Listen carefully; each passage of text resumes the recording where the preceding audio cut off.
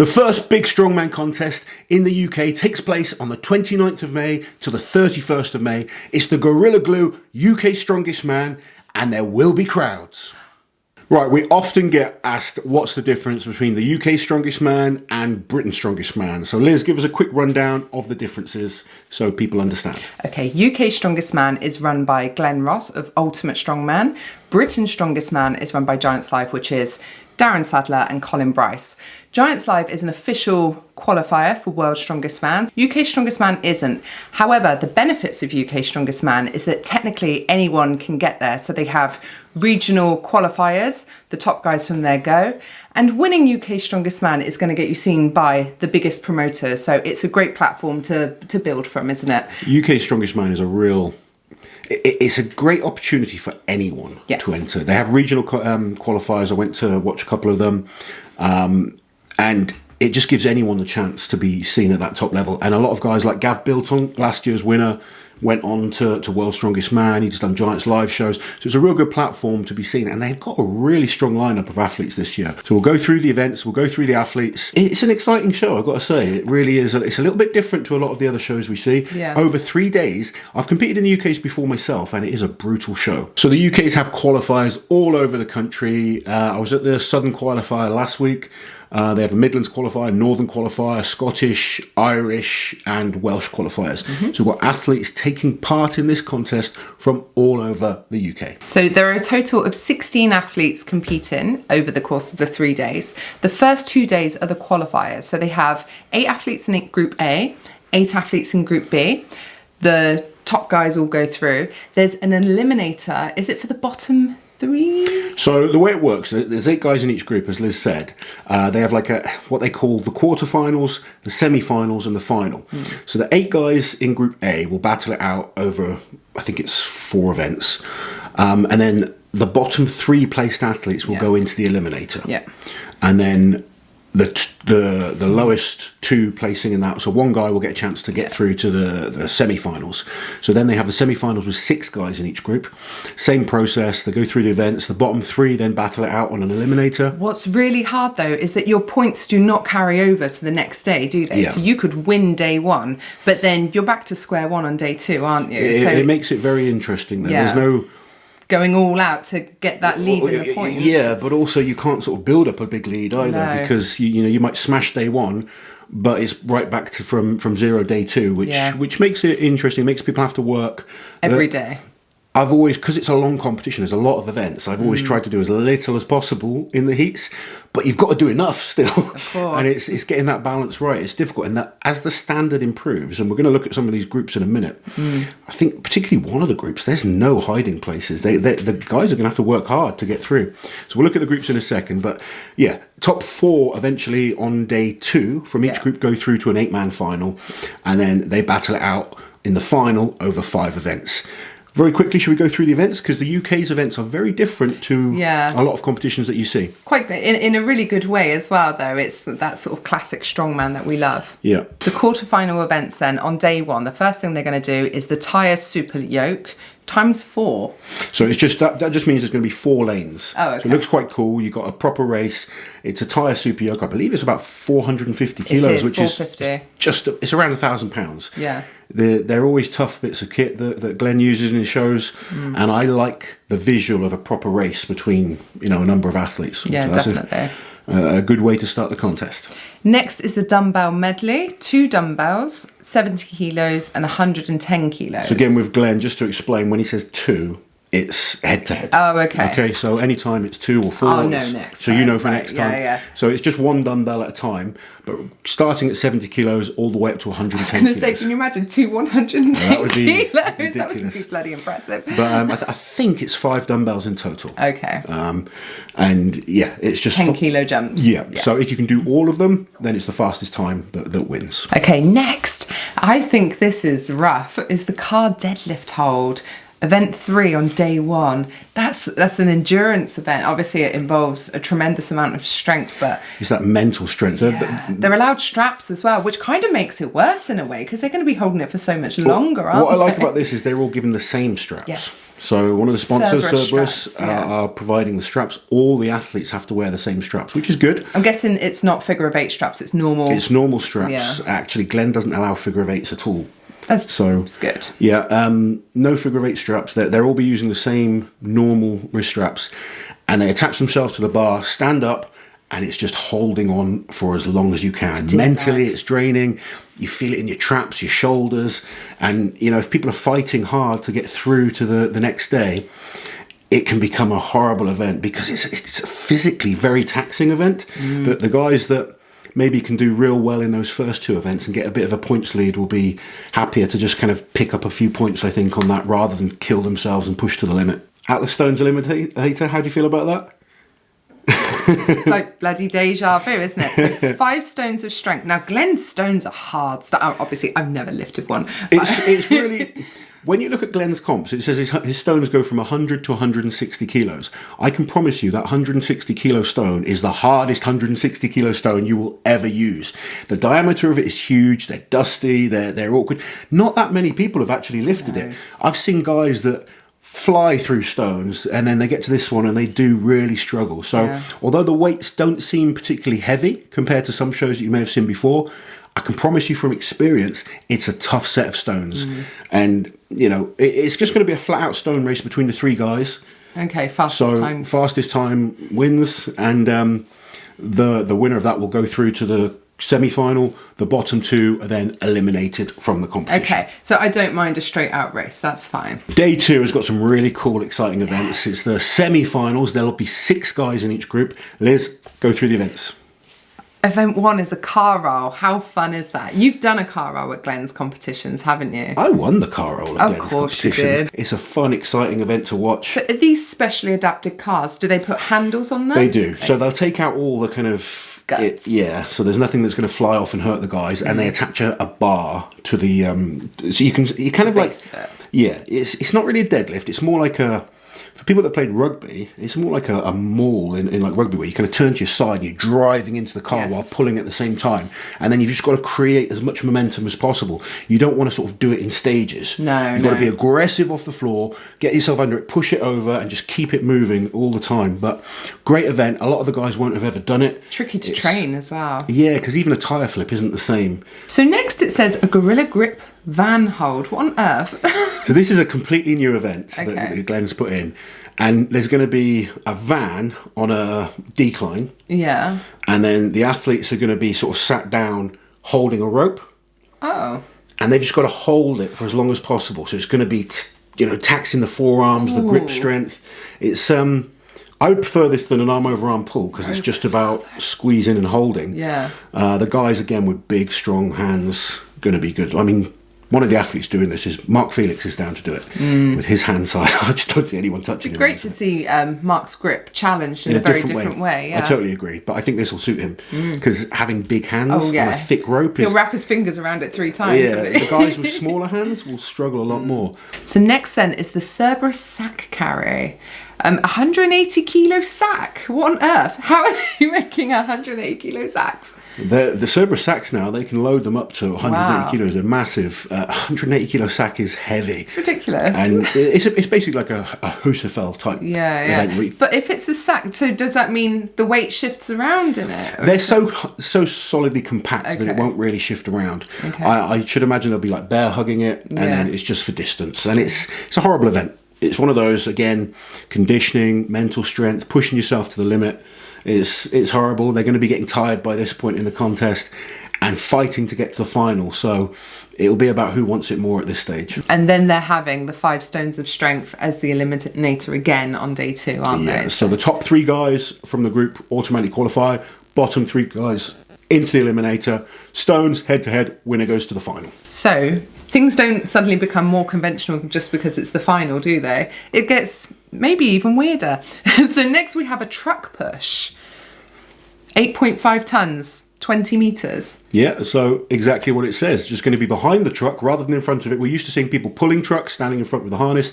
This time they're going to be behind, either shoulder into it, hands on the back of it, driving hard, a bit like a rugby scrum or a prowler push for people just training in normal gyms, but on a much bigger, grander scale. So next it says max brick lift. Is that like the old pure strength?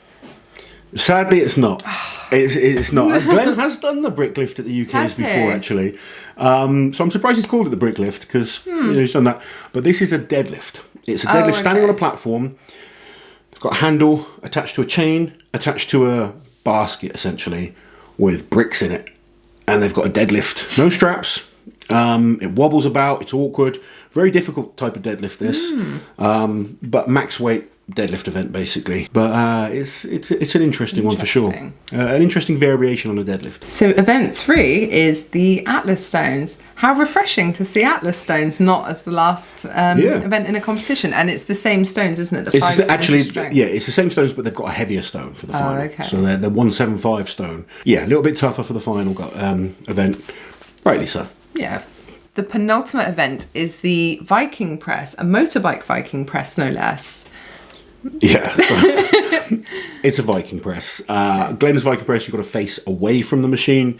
All about shoulder power, tricep power, leg power. There's got to be so much harder because you can't sort of push forward into it. When I find it harder when it's facing out. I'm much better at facing into the machine. Who does it suit? It suits it actually suits the stronger pressers. Okay. So Jack, who trains with me, very good at this. Okay. Eddie Hall. I mean, Eddie's good at any pressing event, but particularly good because it takes out guys like you who would use that leg drive. Someone like Martins or myself who can be explosive in a machine facing forwards, not so good the other way around. So finishing off the competition then, no Atlas stones, we've done those. We're having a medley, which is an anvil carry into a drag, an anchor drag, is it? It is. It's a very heavy anchor drag. I've done it before myself. It's brutal. I actually did it the year I won the UK's. Me and Tom Stoltman. That's hilarious. If no one's seen that, the guys are losing shoes. Honestly, I lost my shoes on it, and me and Tom are sort of head to head going. It was quite funny, and it's one of those events where it's going to suck. It's going to be painful, and you've just got to kind of blank that out and think, right, 75 seconds of hell. And you just get that kind of thought into your head and you give 100%. The guys that are going to be fighting for the title in this kind of situation, it's going to be painful. Yeah. It is a very hard anchor and chain drag. They have got an anvil to start with, which apparently, the anvil I don't think is too heavy, but apparently I've heard they've got to hold it with one hand. What? It's only 100 pounds. Oh, okay. Which is light for an anvil, but I'm pretty sure they've got to hold it from the hub end with one hand. So how would you do that? Would you have it at your side, in front of you? Oh, I just grab it to the side and run with it. Would you try and flip it onto your shoulder? No. Just pick that up and run. Okay. Don't overthink. With this kind of event, is just give it 100%. Don't overthink. Get to that. The anvil is there just to annoy them before the anchor and chain drag. Yeah. This is all about the anchor and chain drag. It's going to burn the hamstrings. It's going to burn the quads. They're going to be fatigued at this point. They're going to have no power left, and it's just trying to summon up something to get that anchor over the line. You'll see them start and they'll be moving fine, and then it'll drain them. They'll get to the point where they're just trying to use body weight to move it a few inches. It's a fun, exciting way to finish a show, I think. Yeah, I think so too, definitely, because it's one of those, it's going to take so much heart and determination, isn't it? And 100%. That's what we want to see when someone's battling for a title. Exactly. So that's the events. Let's take a quick look at the athletes. Okay, so as we said, these groups are divided into two. You've got 2 groups of 8, starting with Group A. Very, very strong lineup. You've got Gav Bilton, who is the current UK Strongest Man champion. Gav went to World Strongest Man last year. He's just been flying up the rankings in terms of strongman ability, getting better all the time.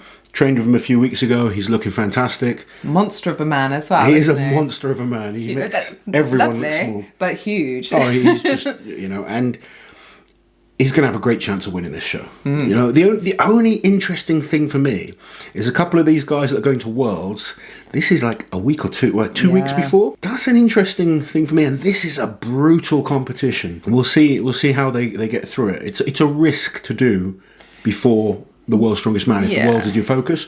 But as a defending champion, you know Gav's going to want to win this. Yeah, So I was going to say, I think Gav, this is still going to be very important to Gav. I agree. To agree. really push And it.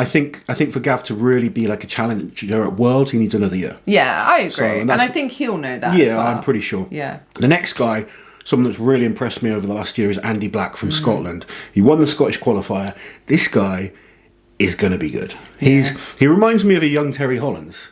Yeah. Literally just like ridiculous talent. I didn't really know Andy Black, and I was like, who is this guy? He's a massive man again, like 6'7", 6'8". He's really funny as well. He's like, a funny if you're guy. not following him, go and check him out. I thought I like him. A lot of people expect him to challenge the Stoltmans in a couple of years. He's got all the tools to be a great strongman. It's really difficult for people to accept how important genetics are. Yeah. Andy has brilliant genetics. He's a fine example. He isn't works he? hard and stuff like that. But the guy's been doing strongman 2 years. He deadlifted 400 kilos. Yeah. That's just nuts. There's people that will train for years and never achieve that. Has he come from another strength sport, like powerlifting? I don't believe. or No. anything? He's not come from. Oh, anything. okay, Just so- a big, strong. Wow, that dude. is really impressive. And then. they just. The only person I've seen make that kind of progress that kind of quickly is Terry Hollands. They're just genetically on another level. Yeah. Next up, we have Paul Smith, who is, he's genetically good, but he's at the other end of the scale. He's smart. He's a great strongman, very often overlooked. And this is already a really tough group when you think those three are in the same group, and it gets tougher in a minute. This group is stacked. Paul Smith is a fantastic strongman. He's a real threat to this competition. He's going to prepare well. He will have awesome technique on everything. He's just a well-trained athlete. Next athlete is Matthew McKeegan, who is one of my athletes that I train. He is the smallest guy in the competition, but don't let that kind of fool you. He is strong as hell. Probably, I'd say in this competition, he's one of the top 3 deadlifters. Okay. He's very, very good at the dumbbell. A couple of weaknesses in terms of some of the like yokes, things like that, but he's getting better. He's training hard, and I think if he can perform at his best, he can surprise some of these guys. And next, we've got Desmond Garn, who is the Welsh champion. Desmond, another young athlete, great deadlifter, won the Welsh qualifier. He's improved tremendously over the last few years. I saw him a couple of years ago for the first time in the UK Juniors. Another really strong athlete to look out for. Next up, we have Stuart Graham from Scotland. I don't know an awful lot about Stuart, but he came third at the Scottish qualifier. And, the Scottish guys are just getting better all the time. There was a time you send Scottish guys to World's Strongest Man, or Britain's Strongest Man, or UK's Strongest Man. The top guys didn't worry. Now, the Scottish are strong all the way through. Yeah. I've got to say the same about all the nations, actually. There was a time where England was the strongest nation, whereas now there's no weak athletes coming to these shows. No. Like 10 years ago, the likes of myself, Terry, Felix, we go to these shows and there'd be a few good guys to look out for, and then there'd be like half the field that you didn't worry about so much. Whereas now, these guys are all good. They're all capable. They're all strong. And it just shows the improvement in depth in the sport of strongman, not just around the world, but particularly in the UK. And that brings us on to another point, actually, because some people will be like, well, where's Adam Bishop? Where are the Stoltmans?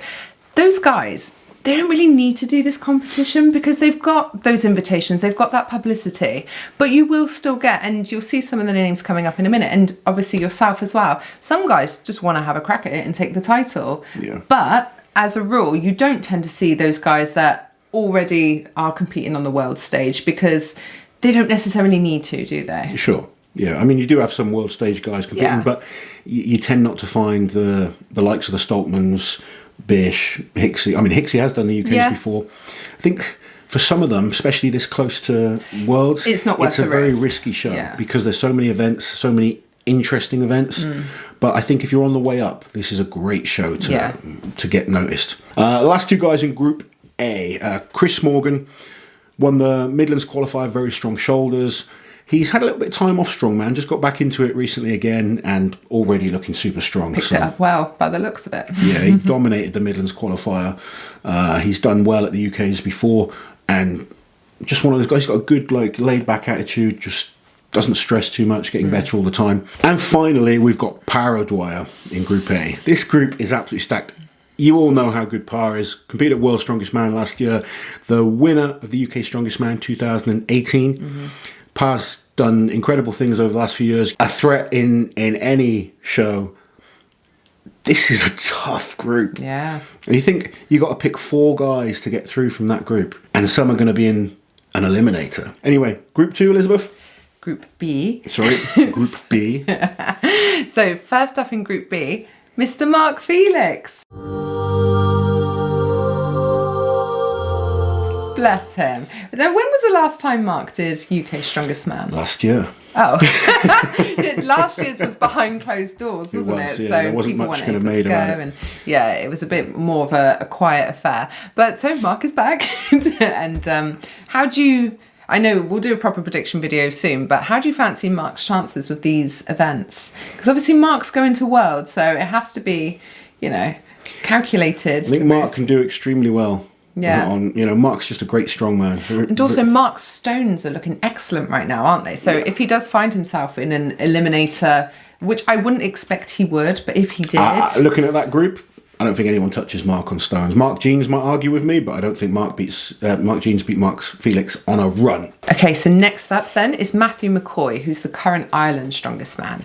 Won't lie, don't know much about Matthew, but he has done UKs before. He was there last year, I believe. Yeah, he was. And Matthew's one of those guys that you'd look at him and you think, that guy's not going to do great. Yeah. But he's damn good. Good all-round athlete, very explosive. Just one of those guys that is a smart strongman, knows how to get the best out of his body and perform well, and always does. When you watch him, you think this guy's overperforming. Yeah. So, I expect him to do well.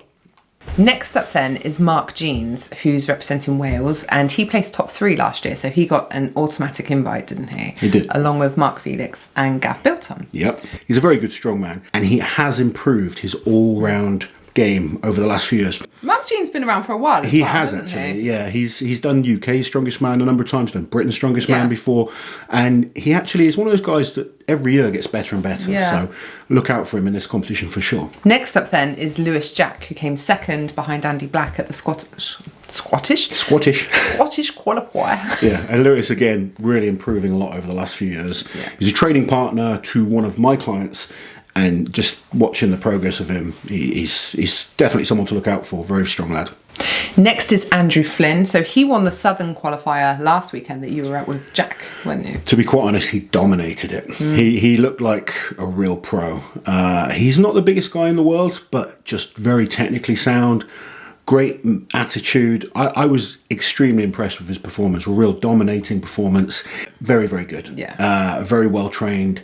He reminds me of, do you remember Ben Kelsey? Yeah, of course I do. Yeah, Ben Kelsey was a great athlete. He was replaced by Adam Bishop, wasn't he? In my mind. Yeah. well, now Andrew is kind of like... Okay, he's going to be the new Bish. Yeah. Next then is Ivan Gannon, and he placed 3rd in Ireland's Strongest Man, which happened, I think, just before Christmas.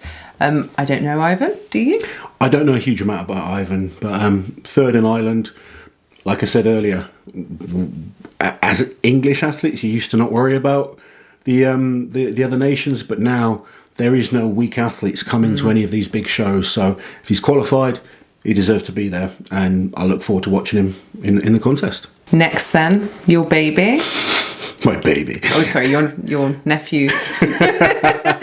Jack Osborne, who obviously he's qualified by winning the UK Strongest Junior. Yeah, he knows he's still improving, and this is a great step up for him to be able to compete against these guys. Yeah. But I certainly believe on the pressing events, he can beat anyone. He's improved his fitness and his speed. This will be a real experience coping with such a long show and this type of format. But that's kind of exactly what he wants to keep progressing. And then finally, another one of your athletes. So Scott Milne from Scotland, he's actually a wild card, isn't he, entry? So he placed 4th. No, yes. Fourth in Scotland's Strongest Man.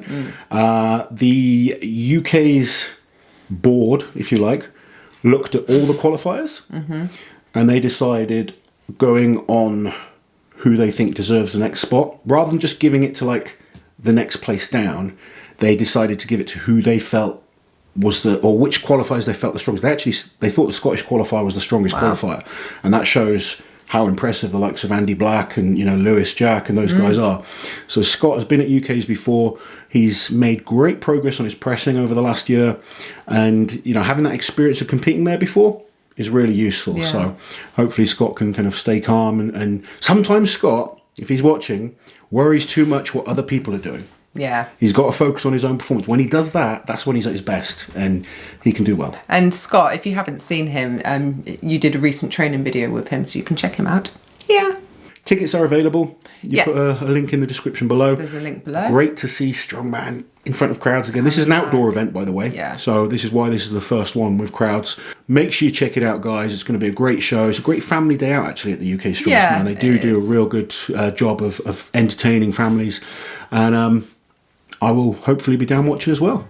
While you're here, guys, subscribe to the channel. Hit that notification bell so you don't miss any of my awesome strength content.